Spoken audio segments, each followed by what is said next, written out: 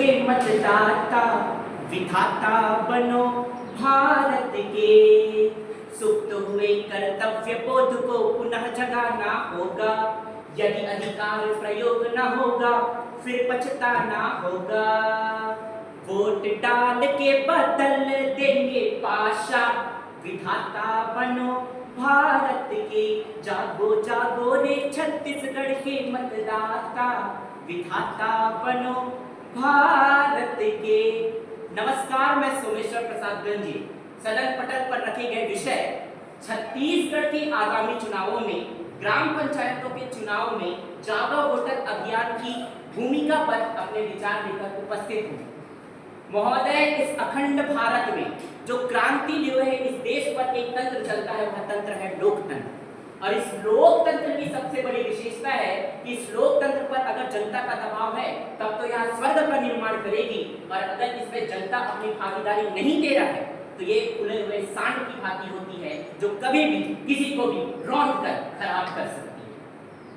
और लोकतंत्र को परिभाषित करते हुए अब्राहम लिंकन जी कहते हैं कि लोकतंत्र जनता का, जनता के द्वारा, जनता के लिए और जनता से चुना गया प्रतिनिधित्व होते हैं। वही अटल बिहारी वाजपेयी जी कहते हैं ये तो सब सत्ता का खेल है, सरकारें आएंगी, सरकारें जाएंगी, पार्टियां बनेंगी, पार्टियां बिगड़ेंगी, परंतु मेरा देश अमर होना चाहिए और इस देश का लोकतंत्र अमर होना चाहिए।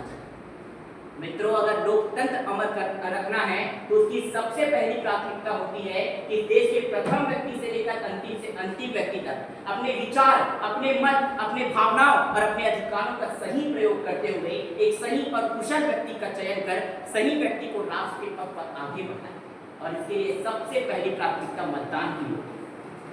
किंतु महोदय, विडंबना मेरे भारत की, जो देश शहर के जितना समीप है, जो जगह जितना समीप है, वो उतने ही विकास की सीढ़ियों पर आगे है, लेकिन जो गांव शहर से जितना दूर होता जाता है वो विकास की सीढ़ियों से उतना ही पीछे होता जाता है।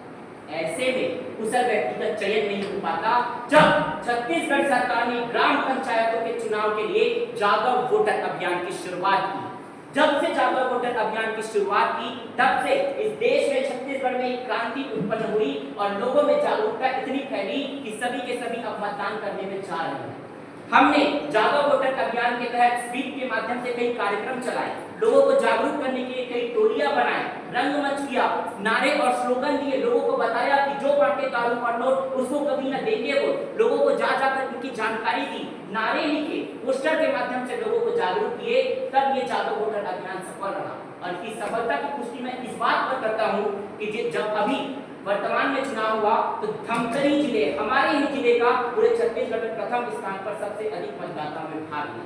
ये इस बात की पुष्टि करती है कि जागो वोटर अभियान के तहत हमने एक विशेष कार्य किया, और ये जागो वोटर कार्यक्रम सफलता की राह पर चले जा रहा है। और आशा ही नहीं, विश्वास है कि इस कार्यक्रम के तहत अगर हम सभी में जागरूकता पहुंचाए, प्रथम व्यक्ति से लेकर अंतिम व्यक्ति तक जागरूक करें, तो जागो वोटर अभियान से ग्राम पंचायतों में 100% मतदान भी होगा और कुशल व्यक्ति का चयन भी होगा, और कुशल व्यक्ति का चयन होगा तो भारत विकसित भारतों की श्रेणी में अवश्य आएगा। इसलिए अंत में कहूं, जागो जागो वो जागो जवान, चलो देवर वोट मतदान, चलो देवर वोट मतदान। धन्यवाद।